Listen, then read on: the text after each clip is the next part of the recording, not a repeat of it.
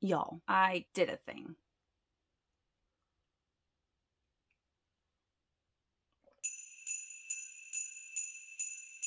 Hello, beautiful friends. My name is Brittany. Welcome back or welcome to Rescues and Reads. So I am surrounded by a ton of books here. I'm not gonna lie, I went a little bit crazy with the book buying in November, but I swear that I had my reasons. I will say that the vast majority of these books were already on my TBR, so they were already on my radar and I was interested in reading them. I wasn't just casually browsing for books to find new ones to add to my TBR, so I'm pretty proud of myself about that. So I know that I'm very interested and excited about all of these books. So we're gonna go ahead and just jump right in. So I'm just gonna go ahead and show what I have in no particular order. I'm just going to be grabbing. I'll tell a little bit what I know about them, and we're going to try to get through this in a reasonable amount of time. So the very first two books I want to share are these beautiful Illumicrate editions of The Atlas Six and The Atlas Paradox by Olivia Blake. So we have The Atlas Six, which is gorgeous, stunning foil. It's not really capturing all that well on camera, but in person, these are super shiny. They are stunning. They are signed.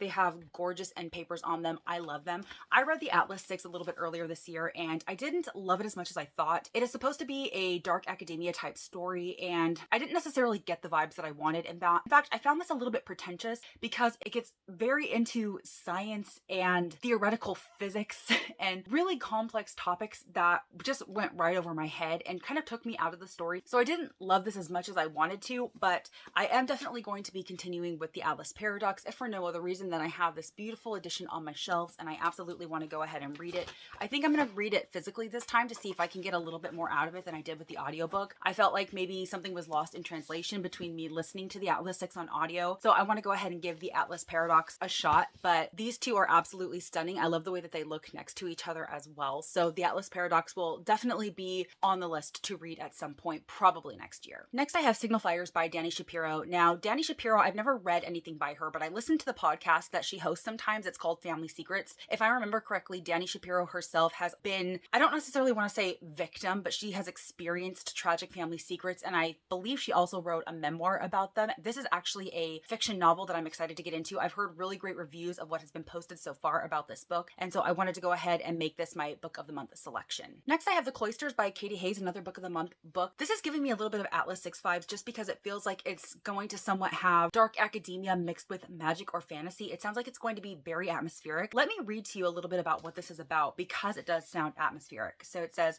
when Anne Stillwell arrives in New York City, she expects to spend her summer working at the Metropolitan Museum of Art. Instead, she finds herself assigned to the Cloisters, a Gothic museum and garden, renowned for its collection of medieval art and its enigmatic researchers. Eager to escape her troubled past in rural Washington, Anne is happy to indulge the researchers' more outlandish theories, only to find that their fascination with ancient divination runs deeper than academic obsession. Patrick is determined to prove that medieval tarot holds the key to accurately telling the future. When Anne discovers a breakthrough in the form of a cryptic deck of 15th century tarot cards, she finds herself at the center of a dangerous game of power, seduction, and ambition. As their circle reaches its breaking point, Anne must decide if the tarot cards can teach her not only about the past, but also about her future. So this definitely sounds like it's going to be magical, mystical. There is tarot, there is divination. I'm really excited to go ahead and give this one a shot, which is another reason why I selected it for a book of the month. So next I actually have 3 versions of a Colleen Hoover book. Well, 2 of them are the same and 1 of them is different. So first I have the original It Ends With Us by Colleen Hoover. I finished this several weeks ago, and so I wanted, of course, to have a copy on my shelves. This is a story that essentially follows domestic abuse. And I know that this was a very personal story for Colleen Hoover, as she herself, I believe, might have grown up with an abusive father. And so she really put her heart and soul into this novel. And of course, it was a very strong and powerful story. So I definitely wanted to go ahead and grab it. And then recently, Colleen Hoover released It Starts With Us, which is actually a sequel to It Ends With Us. It follows a character's perspective that we meet in It Ends With Us. This character is named Atlas, and he was basically an important person and kind of love interest to our main character, Lily, in the first novel. And so you're following his perspective, which I'm actually really grateful for because I wanted more of Atlas in the first book and we just didn't get it. So I'm excited to be following him in this one. When I saw that Waterstones was releasing an exclusive hardcover edition, I definitely wanted to jump on it. I really love the sprayed edges, and I just heard that they are now going to finally be releasing It Ends With Us in hardback, which it had never been previously released before. So I'm excited to go ahead and get into this one. I'm wondering if I'm going to actually like this more than It Ends With Us. I'm definitely open to seeing, definitely happy to have this. And then I ended up getting a surprise exclusive It Starts With Us in Colleen Hoover's Bookworm box. She has her own monthly subscription service, and so of course the month that It Starts With Us came out, she decided to include her book, and it is a special edition paperback. It is stunning. It's got like these beautiful summery vibes to it, which I'm really enjoying. It doesn't match any of the other Colleen Hoover paperbacks that I have, but that's okay. It's still really beautiful, and I'm glad to have another edition of this on my shelves. Next, I have Daisy Darker by Alice Feeney. Just from the cover cover vibes alone and from the synopsis on the back, this is giving me the Guest List vibes by Lucy Foley, which I didn't love. So I'm interested to see what Alice Feeney does with this, because I believe this is going to be her take on the "and then there were none" trope. It follows a family who's meeting on this tiny coastal island to celebrate Nana's 80th birthday, and then Nana kind of winds up dead. And so they're trying to figure out what happened to Nana. Is somebody on the island a killer? And then if the trope follows, it's going to involve more deaths and more investigation and things of that nature. So Sarah from Sarah's Nightstand recently read this and really enjoyed this, and so that gives me high hopes that I'm going to enjoy this as well, and I'm going to dive into this very soon. Next, I had The Last Party by Clare Mackintosh. I've read 2 other Clare Mackintosh books, and I've really enjoyed both of them, and so when I saw that this was a book of the month selection, I had to jump on it. I'm not entirely sure if this is told from 2 perspectives or one, but I know that this follows Reese Lloyd. He's throwing a New Year's Eve party, a big bash, and at the end of the party, Reese is dead. And then there's a detective perspective in here as she is trying to figure out who committed the crime.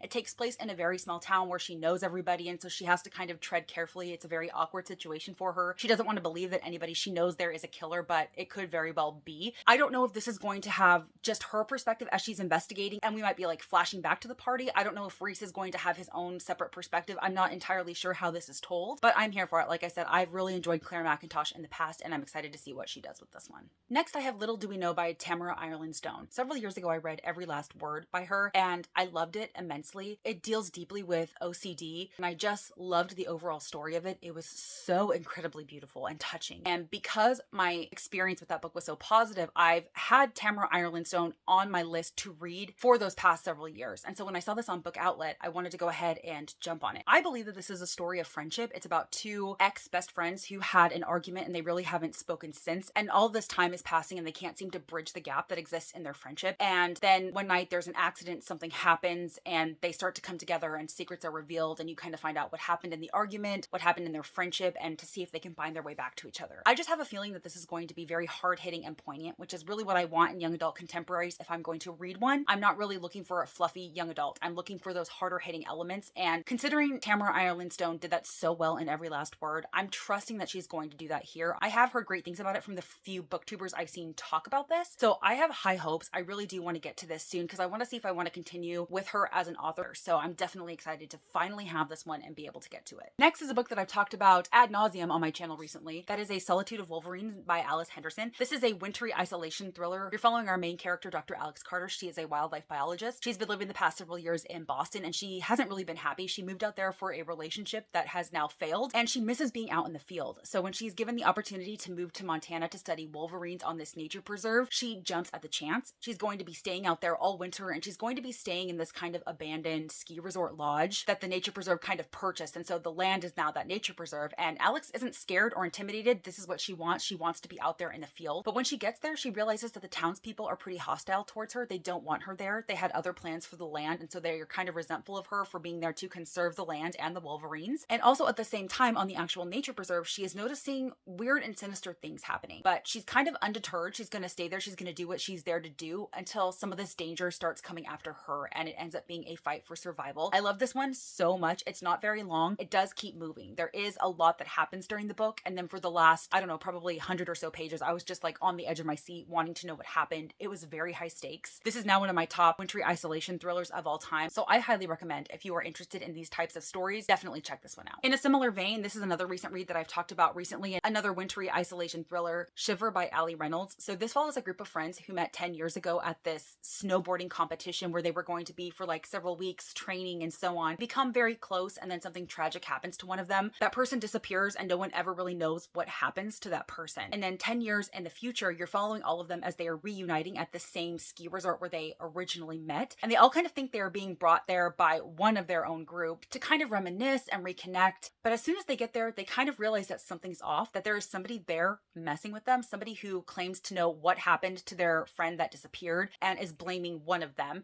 So they don't know who to trust. They don't know if one of them could possibly be a killer. So it is very tense, suspenseful situation. And of course, it is compounded by the fact that they are very isolated in the ski resort. There's no phones, no electricity. They're pretty much cut off because somebody is taking it into their own hands to kind of teach this group of friends a lesson. This was very, very solid. I really enjoyed my reading experience of this. I wouldn't necessarily say say that this was predictable, but it wasn't not predictable, if that makes sense. I think if you're really paying attention, you can kind of see things coming, but I really enjoyed the direction that Allie Reynolds took with this. And so I would be willing to read more from her if she decides to come out with more in the future. She does have another release that I'm not particularly interested in. I think that follows Surfing, but I did enjoy this enough to give her another shot. And again, I just love these vibes, love the wintry isolation, thrills and chills, and so I would recommend. Next, I have Every Summer After by Carley Fortune. I have been hearing so many amazing things about this. I believe this is a second chance romance, and I'm excited to go ahead and get into it. Like I've said, I've heard amazing things about this, and it really put her on my radar. And so when I saw this was on Book Outlet, I wanted to go ahead and jump at the chance to get this as well. Next, I have The Final Girl Support Group by Grady Hendrix. This was a book that I read recently as part of the I Read the Lowest Rated Books on my TBR vlog, and I actually really enjoyed my reading experience of this. This follows a group of women who for the past 16 years have been a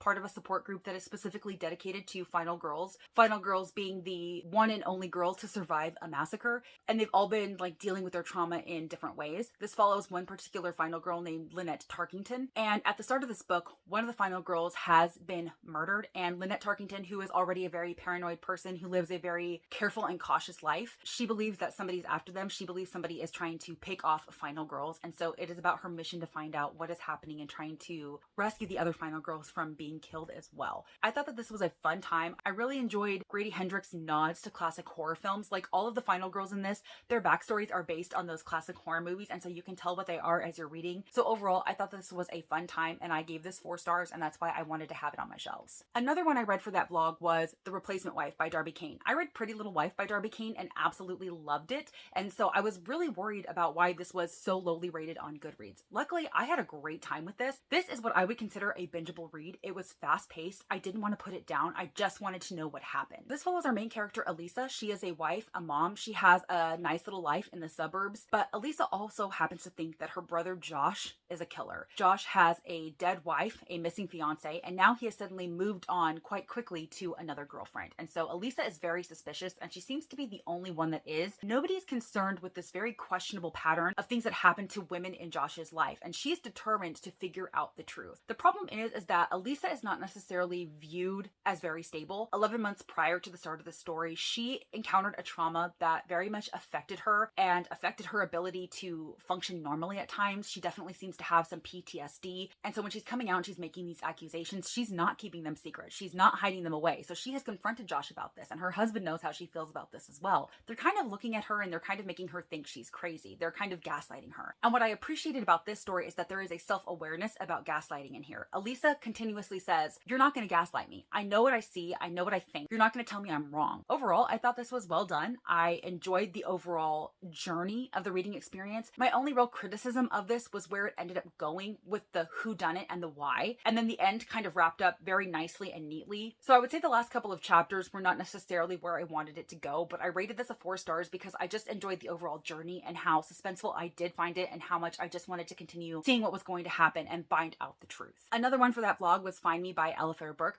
This follows our main character, Hope, and 15 years prior to the start of this story, she was in a terrible car accident that caused her to lose her memory, and it's a memory that she never got back. So she's actually lived for the past 15 years in the town where she was found, and she has developed a very close friendship with Lindsay, who was the woman that found her after the car accident. And so Hope is just trying to build a life, trying to move on, and now she actually wants to leave that town. She wants to go where nobody knows her, where she's not that crazy girl with amnesia who doesn't know what her past is. She wants to see if she can survive out there on her own. And so she moves away to the East Hamptons, and when Lindsay goes several days without hearing from Hope, which is very unusual, Lindsay is concerned, and so she goes to the East Hamptons to find out what happened to Hope, only to find that she's kind of just disappeared. She's left all of her stuff behind. Nobody has really seen or heard from her since a few nights prior, and she is determined to find out what happened, even though the police presence in the town isn't really taking it seriously. But then some blood DNA evidence found at the last location Hope was seen alive kind of connects her to this decades-old, I think it was a serial killer case out of Kansas. So Lindsay ends up connecting with the daughter, who is now a detective, of the head detective of that case from Kansas several years prior. And so you're following Lindsay, you're following that detective, you're following a couple other characters trying to find out what happened to Hope, how she's connected to this very old case in Kansas.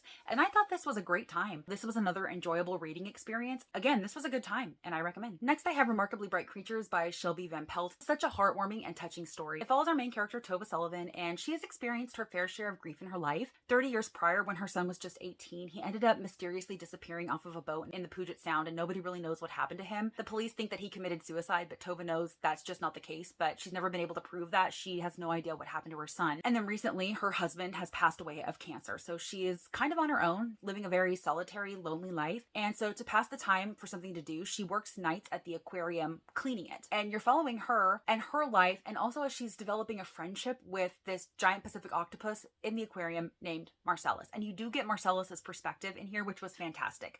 Marcellus is wonderful, and I really wish we got more of the story from him in here, because that's what I really thought that this was going to be a focus on. I thought that this was going to be entirely a focus on Tova and Marcellus's relationship, but it wasn't. I think Marcellus was more of a side character. There is another character in here that you're following very heavily along with Tova, and I don't really want to get into it because the journey is really finding out about the purpose of his perspective and how he and Tova actually connect. But overall, I thought that this was beautiful, touching, heartwarming, charming for sure. I loved Marcellus's perspective, and I'm totally willing to read more from Shelby Van Pelt in the future. I believe this was her debut novel, and it was wonderful. Next, I have The Dilemma by B.A. Paris. This was another book that was the lowest rated on my TBR. I didn't read it for that vlog, though. This was actually a book that I had to read for my November TBR, so there will be a full wrap-up of this book coming out. But this is another one that I didn't really understand the negativity towards. I believe some of the main complaints about this were that it was more family drama than mystery thriller, and that's absolutely true. This book is definitely about you being tense and not in suspense, and I thought she did that very well. It's following two perspectives, a husband and a wife. The wife is Livia. It's her 40th birthday, and she spent the past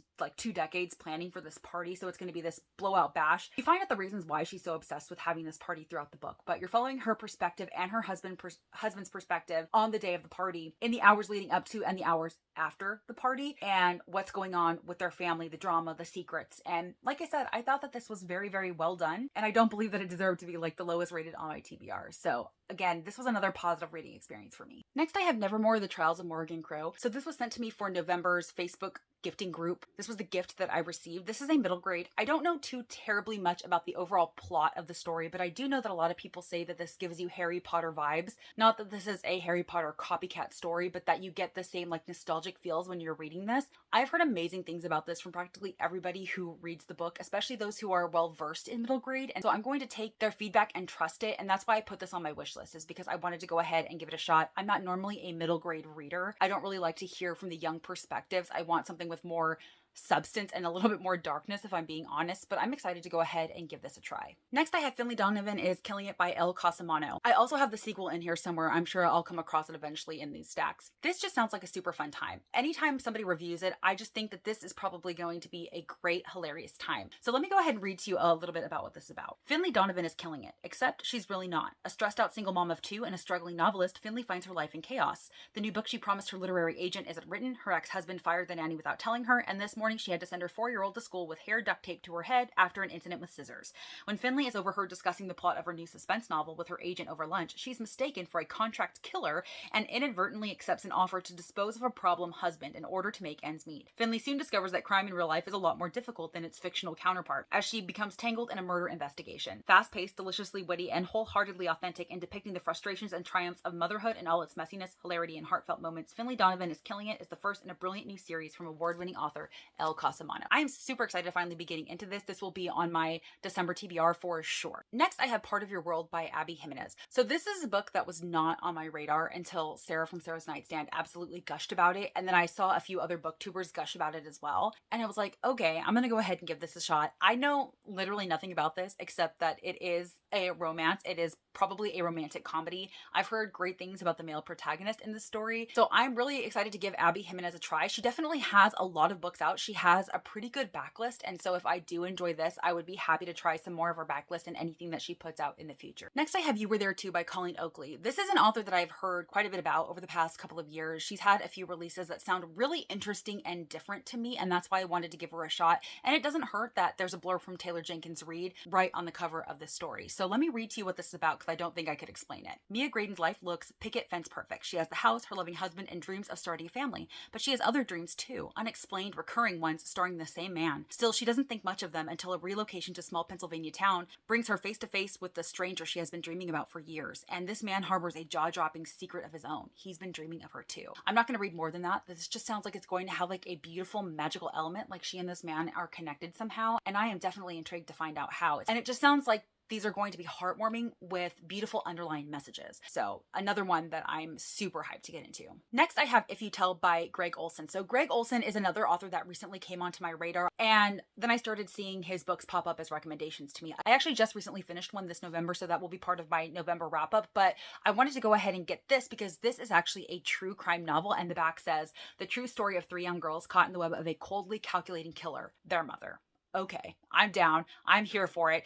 So for the most part, I did enjoy the fiction story that I read by Greg Olson. I want to see what he can do with true crime, so I'm excited to try this one. Then I have After I Do by Taylor Jenkins Reid. I'm not going to say anything about this because it's Taylor Jenkins Reid. She is one of my favorite authors of all time. This is one of her backlist novels. I believe it is a contemporary. Her first few novels were definitely more contemporary, where her more recent novels are definitely more historical in nature. I don't need to know anything about this. This is Taylor Jenkins Reid. I will read anything that she writes. I'm excited to finally be getting to some more of the books on her backlist. I read One True Loves by her, which was stunning and fantastic and the best depiction of a love triangle I've ever read. It wasn't your standard love triangle. And so I'm excited to read another one of her contemporaries, and I hope that she does more contemporaries in the future as well. Next, I have The Quarry Girls by Jess Lurie. Jess Lurie, again, is another author that I had never heard of before. She recently came on my radar with this book. This is her newest release, and so I ended up putting a few of her books on my TBR, and I read one this month called Unspeakable Things, which I didn't love, but I still already have this on the way, and I'm definitely excited to give this a shot. So this is set in Minnesota, 1977. For the teens of one close-knit community, summer means late-night swimming parties at the quarry, the county fair, and venturing into the tunnels beneath the city, but for 2 best friends, it's not all fun and games. Heather and Brenda have a secret, something they saw in the dark, something they can't forget. They've decided to never tell a soul, but their vow is tested when their friend disappears, the second girl to vanish in a week, and yet the authorities are reluctant to investigate. Searching for answers on her own, Heather fears that no one in her community is who they seem to be. Not the police, not the boys she and Brenda met at the quarry, not even their parents.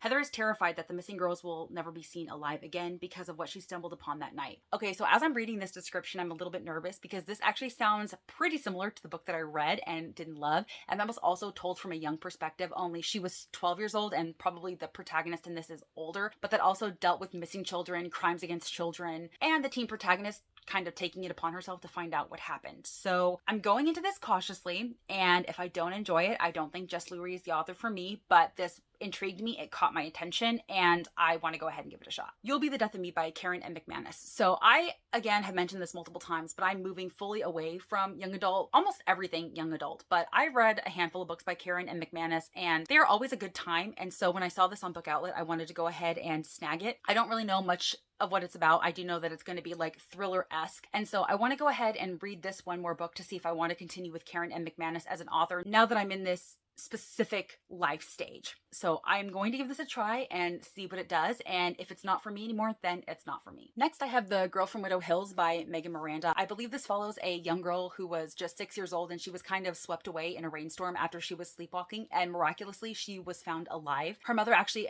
ended up writing a book about her experience, and so there was fame, notoriety, and things like that. She couldn't take it anymore, so she kind of changed her name and moved on to live this very quiet, solitary life. But now the 20th anniversary of this is happening, and some strange, mysterious things start to happen to the girl from Widow Hills. Next, I have Who is Maud Dixon by Alexandra Andrews. I really don't know a lot about this, except that Andre from Chapter and Converse really, really loved this story, and she was mad because it was spoiled for her, and so that affected her reading experience. So I don't want to risk spoiling it for anybody just by reading the flap or anything of that nature, so I'm not going to, but this is another one that I'm going to trust Audrey about. She and I have a lot of similar tastes with regard to like mystery thrillers. I get a lot of great recommendations from her, and this was one of them, and so that's why I wanted to go ahead and pick this one up. Next, I have The Last House on the Street by Diane Chamberlain. I love Diane Chamberlain. I've read 2 of her books before, and they have both been fantastic. This is definitely going to be another historical fiction with 2 timelines, 1965 and 2010. I don't really want or need to know anything more about this. I trust Diane Chamberlain and what she's going to be able to do with the past and the present perspective. I'm always interested to see how they weave together and how they connect. This is her newest release, I believe, and so I definitely had to snag it when I saw it on Book Outlet. Next, I have Surviving Savannah by Patty Callahan. This is probably one of the only books that I picked up during all of this shopping that I had never heard of before, that wasn't already on my radar, but I was drawn in by the cover. It definitely looked historical to me, and it certainly was when I read the description on the back. It says, when Savannah history professor Everly Winthrop is asked to curate a museum collection focused on the newly discovered artifact salvaged from the steamship Pulaski, known as the Titanic of the South. Titanic is like a huge buzzword for me.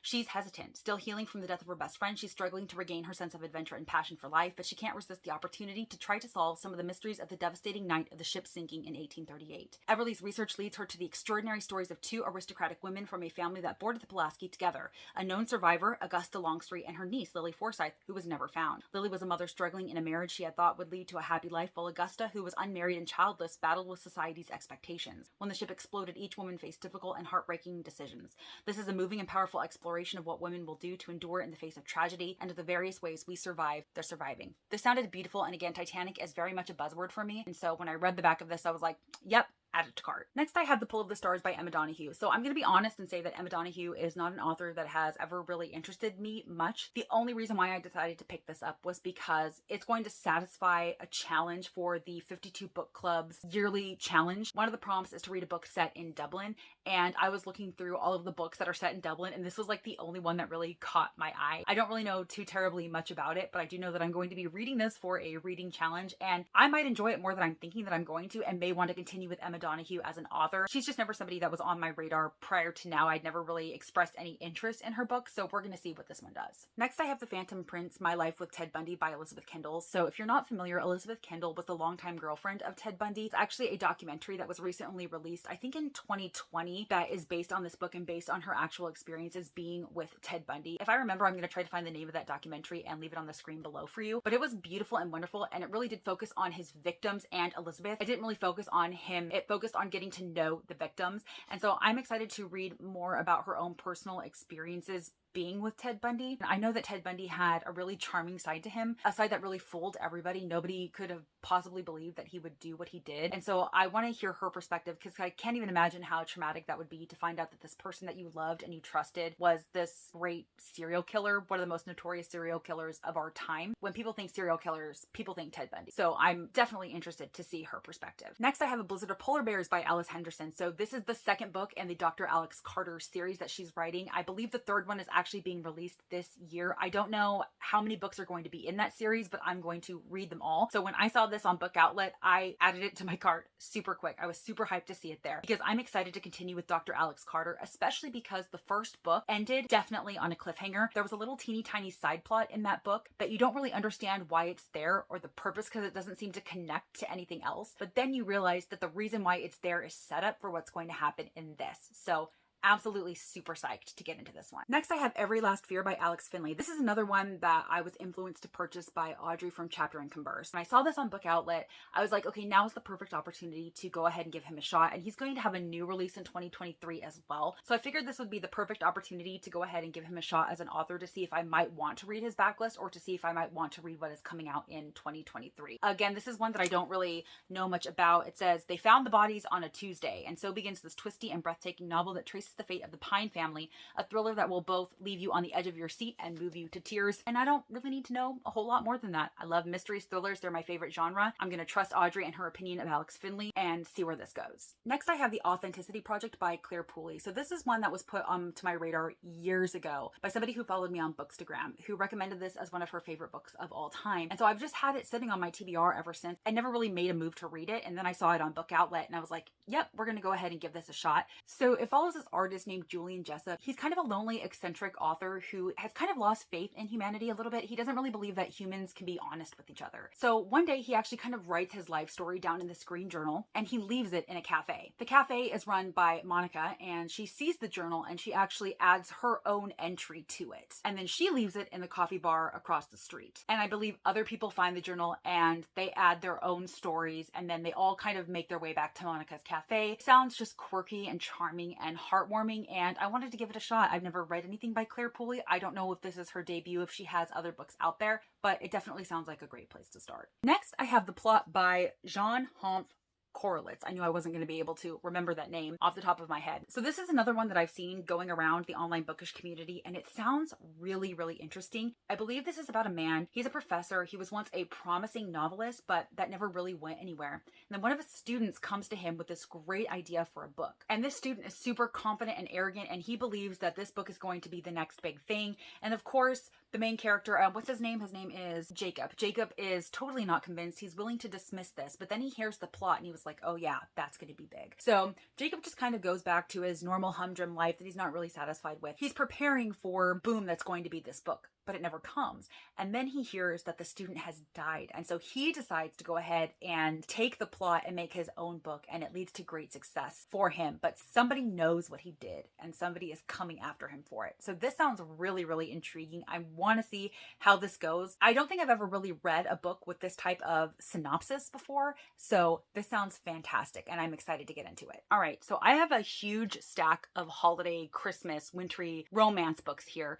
I'm not going to say absolutely anything about them. I'm going to hold them up. I'm going to tell you the title and the author. And the reason is because I have been collecting these books for a series of vlogs that I'm going to be doing during Bookmas, where I try a chapter of each to decide which ones I might want to try and read this December and which ones I might want to save for later or maybe even next year. So you're going to be seeing that and more about these books in those vlogs. And because there are so many, I just want to kind of run through them, give you an idea of what you're going to see in those vlogs. First, I have A Holly Jolly Diwali by Sonia Lawley, The Christmas Wish by Lindsay Elle, Christmas Murder Game by Alexandra Benedict, Meet Me Under the Mistletoe by Jenny Bayless, Once Upon a December by Amy E. Reichert, 8 Perfect Hours by Leah Lewis, The Matzo Ball by Jean Meltzer, Christmas by the Book by Anne-Marie Ryan, Window Shopping by Tessa Bailey, The Christmas Sisters by Sarah Morgan, The 12 Dates of Christmas by Jenny Bayless, In a Holidays by Christina Lauren, A Very Merry Bromance by Lissa K. Adams, One Last Gift by Emily Stone, and A Merry Little Meet Cute by Julie Murphy and Sarah Simone. Woo, that is a large stack of holiday books that I'm going to be trying a chapter of this holiday season. All right, I do have one more box of books that I have to share with you, but first my phone memory is filling up, so I have to go ahead and transfer some footage onto my computer, so I will be back. All right, next I have A Vow So Bold and Deadly by Bridget Kemmerer. So this is the third and final book in her Curse Breakers trilogy. I very much enjoyed the first 2 books. I have complicated feelings about this series just because the main romance that I want to see happen is not happening, but I definitely plan to finish this in 2023. I need to suck it up and finish this in 2023, even though I'm nervous. I'm nervous to see what happens, but I just have this final book left and I want to go ahead and finish it. So the very first book in the series is actually kind of like a Beauty and the Beast retelling, and then it goes on from there. And so, like I said, I really enjoyed the first one. The second one I enjoyed as well, but it's not going in the direction that I wanted it to go. And so I'm a little bit nervous about continuing, but we're going to see. Next, I have All Good People Here by Ashley Flowers. This is Ashley Flowers' debut novel. She is a podcast host of the True Crime Junkies podcast. And so this was her first attempt at a novel. It's a mystery thriller novel. It follows our main character, Margot Davies, who is having to head back to her hometown to care for her ailing uncle. She doesn't necessarily want to go back to her hometown. Her hometown is a little bit haunted because when Margot was just 6, her friend and neighbor, January Jacobs, went missing and was found brutally killed. And the town has been kind of haunted by it ever since. And now Margot is going back, and as soon as she returns to her hometown, another girl vanishes in a similar manner to January, and she thinks that they're connected, and she's determined to prove it. So it's told in the present day from Margot's perspective, and then it's also told in the past perspective from January's mother. Overall, I thought this was pretty well done. I really enjoyed my reading experience of it for the most part, and I'm absolutely willing to read more from Ashley Flowers in the future. Here's that other Alafair Burke. This is The Wife. I don't really know much about it. It says his scandal, her secret. Ooh, I'm not going to read any further than that. I'm just going to go ahead and trust the process now that I have read Alafair Burke and I know that I like her writing and I enjoyed the story that I read. I'm going to go into this one a little bit blind and see what I think. Next, I have The Soulmate Equation by Christina Lauren. Christina Lauren is actually a duo of authors, and they are very hit or miss for me. I have rated some of their books 2 stars. I have rated some of their books 4 stars. None of their books have gotten like a 4.5 or a 5 star, but I find that for the most part, their books are a really fun time. This is one of their newer releases, and so I was excited to see this in hardcover format on Book Outlet. Capturing the Devil by Carrie Maniscalco. So this is the 4th and final book in her Stalking Jack the Ripper series, and I need to go ahead and finish this because the longer that I wait to finish this, I am not going to finish this. It's an okay series. I don't necessarily love it, but I find that for the most part while I'm reading, I'm entertained enough that I wanted to go ahead and continue this. So that is another goal of mine for 2023. Oh, and here's that sequel, Finlay Donovan Knocks Him Dead. I'm not going to read anything about this just because I don't want to risk spoilers for the first book, but I do have the second book in case I like the first one. I normally don't do that. I normally don't buy sequels unless I know that I like the first one, but they were both there on Book Outlet for sale, and so I was like, why the heck not? I am going to be reading Finlay Donovan is killing it in December. I don't know if I mentioned that, so I will know pretty quickly if I want to continue, and if I don't, I can just list them on Pango. Next, I have We Keep the Dead Close by Becky Cooper. I was intrigued by this one. This is on my TBR because it is a true crime novel, I believe about something that happened at Harvard. Let me see. Yeah, in 1969, the height of the counterculture, the year Harvard would begin the tumultuous process of merging with sister school Radcliffe, and the year that Jane Britton, an ambitious graduate student in Harvard's anthropology department, would be found bludgeoned to death in her apartment. 40 years later, Becky Cooper, a curious undergrad, will hear whispers of the story. The body was nameless. A student had an affair with her professor, and he murdered her in the Peabody Museum. Though this rumor would prove false, it started an investigation that would consume Cooper's life for the next 10 years.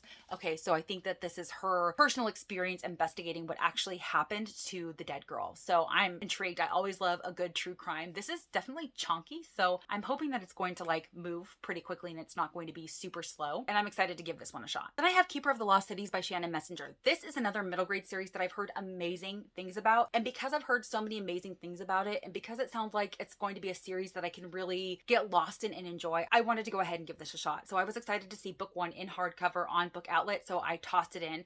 Don't really know a whole lot about the series, but I'm going to trust Krista from Books and Jams because she loves the series a whole lot. She's a big middle grade reader. If it's not for me, it's not for me. No harm, no foul. I did want to go ahead and give it a shot though. All right, guys, only 2 books left. We're almost there. Next, I have The Wilder Women by Ruth Emmy Lang. This was another book of the month selection. First of all, the cover is stunning, and that drew me in, and I read the synopsis, and it sounds beautiful and magical. It follows 2 daughters who are trying to find out what happened to their mother, and both of these daughters have some kind of magical ability. I believe one has psychic abilities, so she can kind of see into the future, and one has the ability to sense or remember other people's memories, and so they're kind of using these abilities to try to find out what happened with their mother, because the daughter with the memory abilities gets a really strong sense of a memory that she believes as her mother, and so she believes her mother is alive, and they are going to search for her. So like I said, this sounds like it's going to be magical and beautiful, maybe a little bit whimsical, and I'm excited to give it a shot. Then I have Una Out of Order by Margarita Montemore. So this is one that I had seen casually floating around. It was never something that was on my radar. So this is another book that I just kind of added my cart. It was not originally on my TBR, but then I read the synopsis of it. So this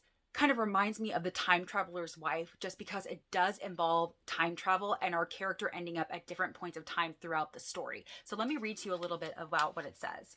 It's New Year's Eve, 1982, and Una Lockhart has her whole life before her. At the stroke of midnight, she will turn 19, and the year ahead promises to be one of consequence. Should she go to London to study economics or remain at home in Brooklyn to pursue her passion for music and be with her boyfriend? As the countdown to the new year begins, Una faints and awakens 32 years in the future in her 51-year-old body.